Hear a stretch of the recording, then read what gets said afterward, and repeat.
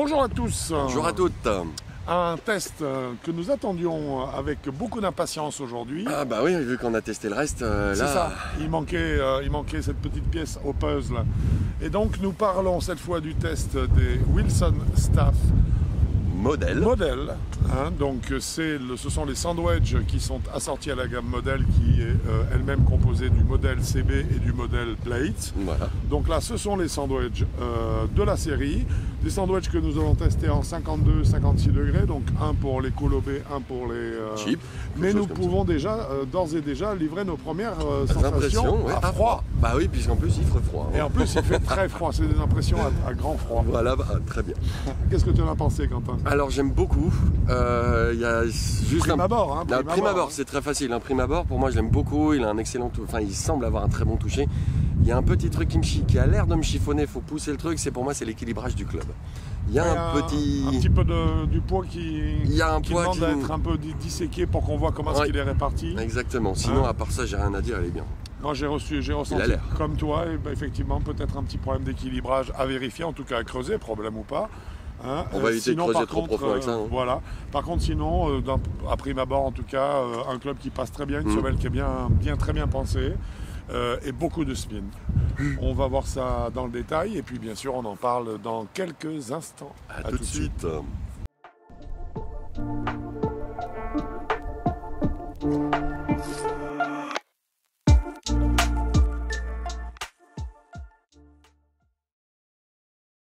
Eh bien, ça y est, nous l'avons réalisé, ce test des Wilson Staff Model. Nous avons testé. Voilà, alors on n'est pas sur la Ito que nous avions déjà testé. Là, on est sur le modèle. On est exactement sur le modèle, donc les wedges qui sont assortis à la gamme modèle de chez Wilson, qui inclut, comme vous le savez, les CB et les Blades. Voilà. Alors nous sommes bien sûr dans le cadre d'un test rapide puisqu'il s'agit de sandwich. Nous allons cependant parler un petit peu des premières, je dirais, qualités architecturales de ces sandwichs. De ce qu'il y a dedans. Voilà, de ce qu'il y a dedans, la façon à laquelle ils sont faits. Donc ce sont des sandwichs qui sont en fait sous forme de lame. Donc ce sont les sandwichs les plus classiques que l'on puisse trouver. Je crois que voilà. Les choses sont assez claires au premier coup d'œil. Voilà. Nous sommes sur une tête réalisée en acier adouci au carbone 86-20. C'est un acier qui est supposé être suffisamment tendre pour offrir un maximum de sensations de toucher de balle et de sensations aux joueurs, bien sûr, lors des coups joués avec ces sandwichs. La face de club est usinée, donc ce qui garantit la planimétrie de cette face, et ce qui fait que on n'aura jamais de mauvaise surprise avec ça. Et il y a un petit pattern particulier qui a été fait, c'est-à-dire qu'en fait on a des grooves, donc des rainures qui ont été usinées. Mais on a aussi, en fait... C'est la partie où il y a les stries. Des micro-stries, des micro-stries. Micro, qui sont sur la partie... Là qu'on ne peut pas voir. On va face de club. Sur la photo. Oui, il faut vraiment un gros arrondissement. Voilà. Donc, en fait, qui fait que la matière elle-même, en dehors des stries qui sont ici, la matière elle-même possède un schéma, donc en fait, qui lui donne une texture qui va augmenter l'accroche de la balle sur le club. Alors comme bien sûr, ça devrait... Ça, c'est ce que nous dit Wilson. C'est ce que dit Wilson. Et donc, on va vérifier, notamment au chapitre spin, si effectivement... S'il y a quelque chose. Voilà, s'il y a quelque chose ou pas.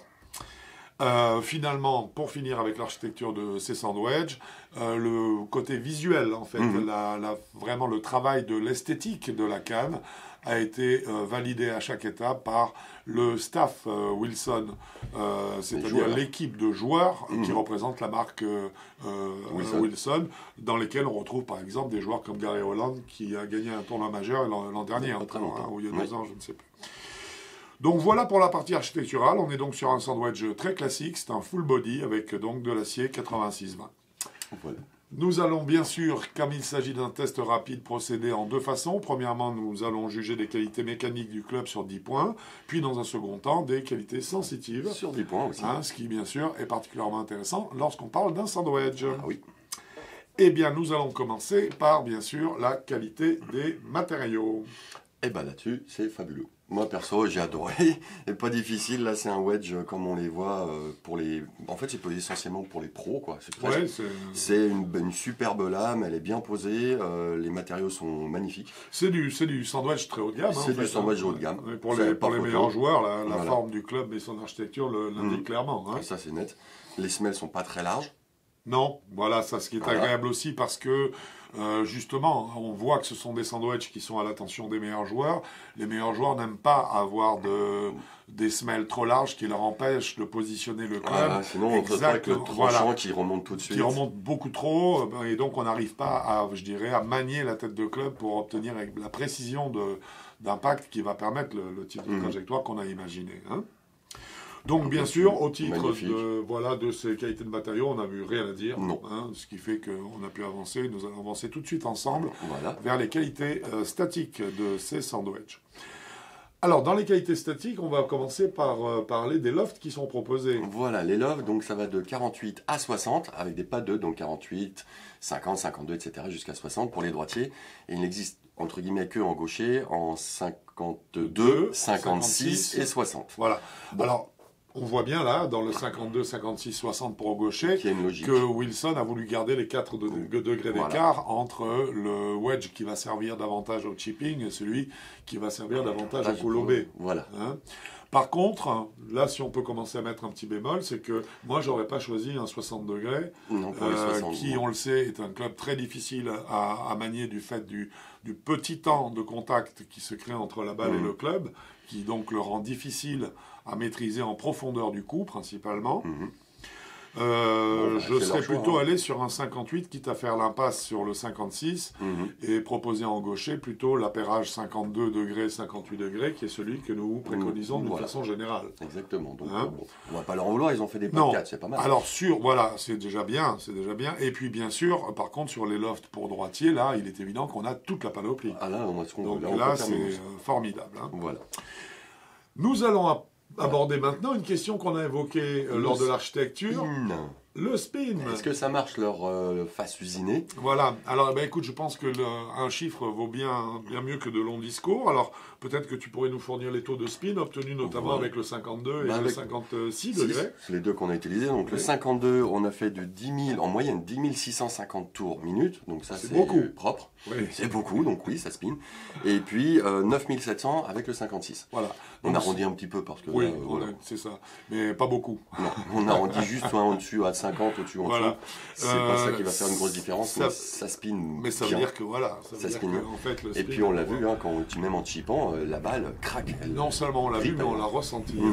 Elle accroche le club. À chaque coup frappé, on disait, oulala, on sent vraiment la balle accrochée par la phase de club. Donc, a priori, leur système, ce qu'ils appellent le advanced spin, qui est le pattern dont on parlait, donc le motif dont on parlait, qui est usiné sur la face elle-même, a priori, serait quand même... ça a l'air de bien marcher. Assez efficace. Hein. Un élément quand même assez intéressant à noter, c'est que concernant ces stock shafts, tous les stocks proposés par Wilson, et là ça rejoint aussi ce qu'on préconise. Exactement, tous les stock shafts qui sont proposés pour ce sandwich sont en acier. Bah, oui. Donc on voit bien... Sensation. Donc, et précision. Hein, donc on voit bien que le club, une fois de plus, confirme sa vocation, à savoir servir aux meilleurs joueurs. Voilà. Nous allons aborder maintenant la question de la stabilité du club, dans son ensemble. Dans son ensemble.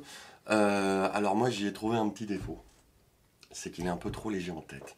J'aime bien les clubs plus lourds, les wedges, surtout les wedges, quand il y a du poids en tête, parce que là ça m'aide vraiment à traverser l'herbe dès qu'il y a un petit dans du petit rough. C'est tout de suite le club traverse plus facilement, donc je le trouve il est agréable à jouer. Mais là par contre, dès qu'on met un petit coup de main ou un petit quelque chose, tout de suite il y a pénalité à cause du poids qui est pas très très bien réparti, je trouve. Un manque de poids pour moi qui est un peu pas criant. Il n'est pas énorme, mais ça fait un petit quelque chose. Alors écoute, moi je partage ton point de vue, tu le sais, puisqu'on en a discuté ensemble. Oui. Hein, puisque ça fait partie des rares reproches qu'on peut faire en fait à ces sandwichs. Hein, parce que on les a trouvés quand même globalement, on le verra bien sûr à la fin dans nos sensations, mais on les a beaucoup appréciés. On a énormément apprécié, ça c'est clair. Par contre, c'est vrai qu'on a eu un ressenti d'une tête de club un tout petit peu légère encore. Ah oui. Alors, il y a des joueurs, tu en fais partie, je crois, qui aiment vraiment ressentir la tête de club. Voilà. Ça, Et donc, ce sont des joueurs qui ont besoin d'avoir, et qui d'ailleurs très souvent lestent leur tête de club de Sandwedge, et je crois que c'est ton cas, voilà, de façon à mieux ressentir.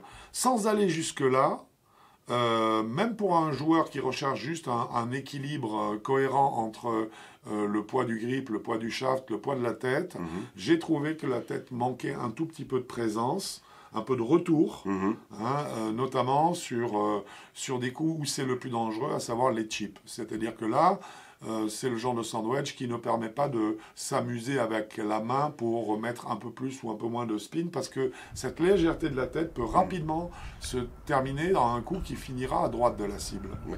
Tu es d'accord? Ah, complètement. Ouais. Donc, je dirais qu'on a pour moi un tout petit manque de poids. J'aurais bien aimé qu'en swing weight, on est sur du D4 là, j'aurais bien aimé éventuellement qu'on rajoute un petit point en plus. Moi, j'allais sur 2. J'avoue que je savais que tu allais sortir ça. Bah oui. Moi, mes sandwichs, ils sont lestés. De toute façon, j'ai mis 3 ou 4 épaisseurs. Donc, je pense qu'en termes de swing weight, on aurait dû charger un tout petit peu plus en tête. C'est une phrase que nous avons sortie déjà il n'y a pas peu de temps concernant un autre sandwich d'une autre marque qui avait également de grandes qualités, mais qui, une fois encore, pêchait de ce côté-là. Ouais. Donc là, à mon avis, un petit effort à faire. Je suis assez étonné quand même que ça soit passé auprès des ingénieurs maison qui ont laissé passer ça, même si on sait que globalement, parce que c'est une tendance générale, parce qu'il y a un peu une mode à ce niveau-là, c'est vrai, on a vraiment un allègement global des cannes qui font qu'au niveau des sandwichs, ça pêche un peu. On le retrouve sur des très grandes marques, sur des très grandes marques, même je dirais, qui sont spécialisées dans les wedges ou pour les professionnels. Donc c'est vraiment quelque chose qui revient un petit peu trop, et c'est dommage, parce qu'un peu plus de sensation de tête de club, c'est quand même touché. Ah oui, et c'est quand même beaucoup plus efficace. Bon, nous sommes en tout cas au total pour ces qualités mécaniques. Nous sommes donc à 9,25. C'est ce que nous avons dans le détail. C'est la note que nous avons ciselée concernant donc ces qualités mécaniques. Une très bonne note. On va s'attaquer tout de suite, bien sûr, aux qualités sensitives, ce qui est bien sûr fondamental quand on parle d'un sandwich. On va commencer par parler des trajectoires et de la tolérance qui sont offertes par ces sandwichs. On dit bien ces sandwichs, puisqu'on les a tous, on en a testé pas mal, deux déjà, avec des lofts très différents. Et nous allons également parler de la tolérance, cette fois-ci davantage de la tête du club, puisque nous avons parlé de la tolérance globale dans la stabilité. Qu'est-ce que tu en dis, mon cher Quentin? Je trouve les trajectoires magnifiques. Moi, j'ai pas de soucis, là... à part le poids, c'est fait. Oui. On la touche bien tout de suite. La trajectoire est magnifique. Elle n'est pas flottante. Très classique. Elle part pas. Voilà, c'est une classique absolue. Moi, j'ai adoré ces trajectoires. Là-dessus, rien à dire. Même en chip, les trajectoires de balle sont très très bonnes. Tolérance du club. Il est évident qu'on est sur une lame quand même. C'est une bonne lame bien sentie. Si tu sors ta lame, je sors la mienne. Voilà, chacun la sienne. Chacun sa lame. Donc c'est de la bonne lame. La vraie lame, il est évident que ce type de club, il n'y a rien qui soit prévu pour compenser une faute de centrage. Il n'y a rien là. Rien du tout. Donc ça veut dire que soit elle est prise centre de gravité, ça ira. Soit elle est ailleurs. Soit elle est ailleurs et ça n'ira pas. Voilà. Donc ça, c'est quelque chose qu'on va retrouver bien sûr dans la gamme. Dans la gamme des joueurs qui vont la jouer. En tout cas, voilà les remarques que nous on pouvait faire concernant trajectoire de balle sur laquelle il n'y a rien à dire. Tolérance. Il n'y en a pas beaucoup. C'est normal, c'est la conception de ce type de club. Voilà. Feedback, par contre. Feedback, parfait. Alors moi, j'ai adoré. Ça, on sent tout de suite. C'est pointu. C'est un club avec un feedback parfait. Oui, parce que ce qui est intéressant, bien sûr, c'est un club difficile, bien sûr. Du coup, je dirais qu'en tolérance, on ne va pas être aussi confort si on décentre un peu la balle à l'impact que sur d'autres clubs. Par contre, alors là, c'est sûr qu'en feedback... on a tout. L'architecture même du club, plus la qualité de l'acier employé, font qu'on se retrouve avec je dirais, une richesse de sensations et je dirais une entièreté. C'est-à-dire qu'il n'y a pas une sensation qui échappe. On a vraiment un rendu total à la fois l'endroit où on a percuté la balle et des réactions de la balle qu'on sent en fait remonter le long du club, qui nous définissent un peu mieux et qui nous font sentir notamment la notion de spin. La note qui, bien sûr, enfin la note, l'aspect qui nous intéresse le plus, bien sûr, ça va être maintenant les sensations. Les sensations. Hein, donc, qu'est-ce que tu as à dire au niveau de En fait, j'ai tout dit dans la stabilité du club. Ce club est génial, le feedback aussi. Il est très très bien, mais il manque de poids. Donc à partir de là, je suis pas dubitatif. Je l'aime beaucoup. Ça, on me propose de le jouer, moi, j'ai rien contre. Voilà. Bon, après, si je m'en achète un, là, moi aussi, mais je le plombe. Voilà, c'est ça. Je lui mets deux, pas plus, mais je lui mets deux petites couches de scotch plombé, de bandes d'adhésif, exactement. Ouais. Sinon, non, à part ce défaut de poids, il est génial. Ah ouais, formidable. Formidable, et là je partage complètement ton avis parce que moi j'ai vraiment eu le plaisir de retrouver les sensations pures d'un wedge et qui répond au doigt et à l'œil, au moins de sollicitations. Sauf le cou, les mains. Sauf voilà, tout ce qui est lié à ce léger manque de poids qui est une réalité. Hein. Oui. Moi je trouve que c'est une super canne, mais ce qui est certain c'est que si je la jouais, je plomberais un tout petit peu la tête. Mais bon, ceci étant, ça fait partie... C'est comme ça, c'est leur conception. Voilà. Exactement. C'est une canne qui est superbe. Ce sont des très beaux. Ça c'est clair. Au total de ces qualités sensitives, donc, nous avons attribué 8 points. Oui, à ces sandwichs de la gamme modèle. C'est très propre. Très propre, il les mérite. Et ce qui nous donne donc une note générale totale de 17,25. Une très bonne note. Voilà. C'est normal, c'est un très bon club. Voilà, on lui a trouvé un défaut. Il faut en être conscient, c'est ça.